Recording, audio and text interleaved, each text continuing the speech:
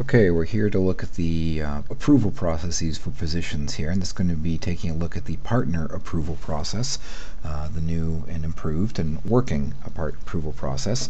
So I'm logged in here as Carrie, who's kind enough to volunteer her account for this testing. And when she sees her email, I'm sure she'll regret it. But in any case, here we are.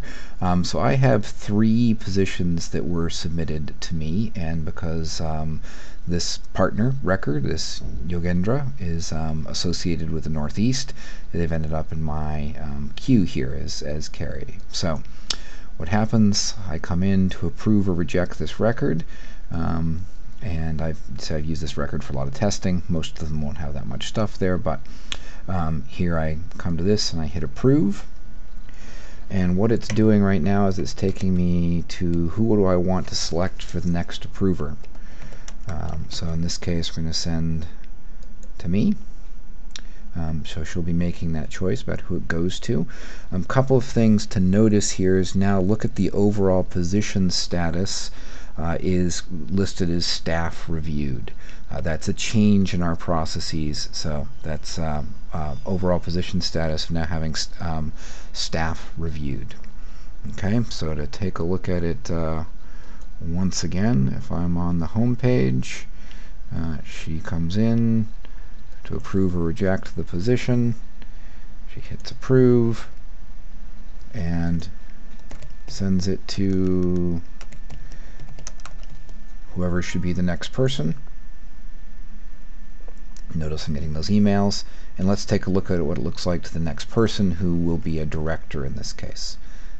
So now see, I'm logged in as myself, and I put myself in the exceptions queue, which is why I've got all these things, but these are the ones we're just looking at from Carrie. So we come to this record. Again, I can look at some of the key fields that are up there, and I see the status process. So this came from the Northeast, director approval pending. If I approve the position, what happens now is the overall position status moves to approved, and we know that once something hits the approved status, we can't move it backwards. So there's we have the approved. It's now ready to go through the field approval process and ready for finance to work on it. And let's take a look at what happens when a position is rejected. So if I come along here, and as a director, remember this is me as a director looking at this, and I decide, well, it's easier to do this just for my home page. I come in, I look at this record, I go into it, I decide it's not something I want to do, and I hit reject. Okay. A very interesting thing happens here. Notice the overall position still stays at staff reviewed. It's not going back to draft. What is happening now is it's going back to Carrie, for Carrie to look at. And let's take a look at what it looks like from her perspective. From Carrie's perspective, I now remember we had these 3 positions from Yogendra. Now she's got one here that's saying, hey, the most recent approver on this one was Thaddeus.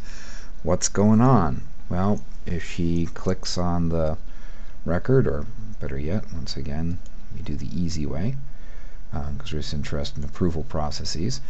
If she clicks on the record, she can see the history that, hang on, this went from the Northeast, it was submitted to Thaddeus, he's rejected it, and he sent it back to me. Okay, now at this point, if I approve it, if Carrie approves it, it'll go back to Thaddeus. So if she makes changes to it, it goes back to Thaddeus. And if she rejects it,